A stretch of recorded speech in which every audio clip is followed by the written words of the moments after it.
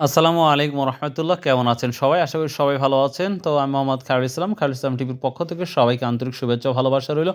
প্রিয় দর্শক, বর্তমান সময়ে রসুনের যেই অবস্থাটা সেটা কৃষককে একবারে ধ্বংস করে দিচ্ছে, যা অভাবনীয়। প্রতিটা বাজারে যে পরিমাণ আমদানি হচ্ছে, প্রতিটা বাজারে রসুনের আমদানি ব্যাপক, এটা তো ঠিক আছে। তবে কৃষকের গলায় ছুরি ধরে রাখার মতন অবস্থা।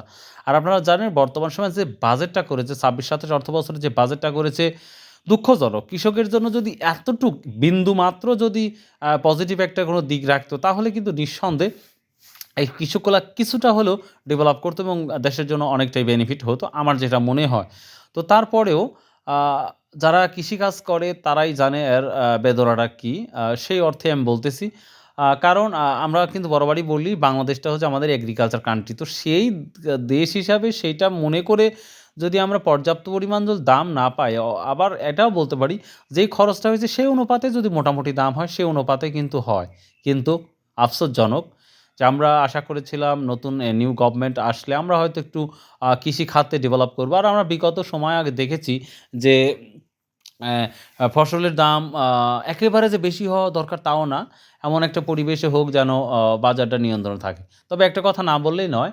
আ কৃষক এমন একটা জাতি কৃষক, সেই কৃষক জাতি আমি বলব তারা প্রতিবাদ আমরা করতে জানি না। এটা হচ্ছে আমাদের সবথেকে বড় ব্যর্থতা। আর দ্বিতীয়ত হচ্ছে যারা কিনে খায়, আই থিংক যারা আমাদের গভর্নমেন্টের উচ্চ পর্যায়ে যারা লোক আছি, আই থিংক যারা আ প্রতিবাদ করতে জানে, যারা এডুকেটেড পারসন, তা তা তা তা তা তা তাদের তাদের বিষয় কিন্তু অন্যরকম।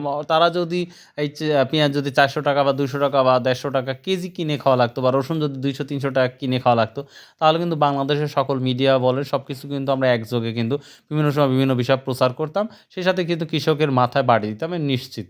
তো সেই জায়গার থেকে কৃষক কোনো প্রতিবাদ করতে পারে না। এদের এদের সাথে কেউ নাই।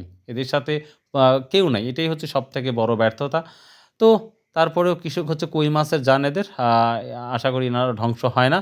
তো প্রিয় দর্শক, এই তো অবস্থা। তো আজকের বাজারটা বলে দিই। সর্বশেষ যে দামটা যাচ্ছে ১৩০০ থেকে শুরু করে ২১০০-২২০০ লেভেল বাজার যাচ্ছে।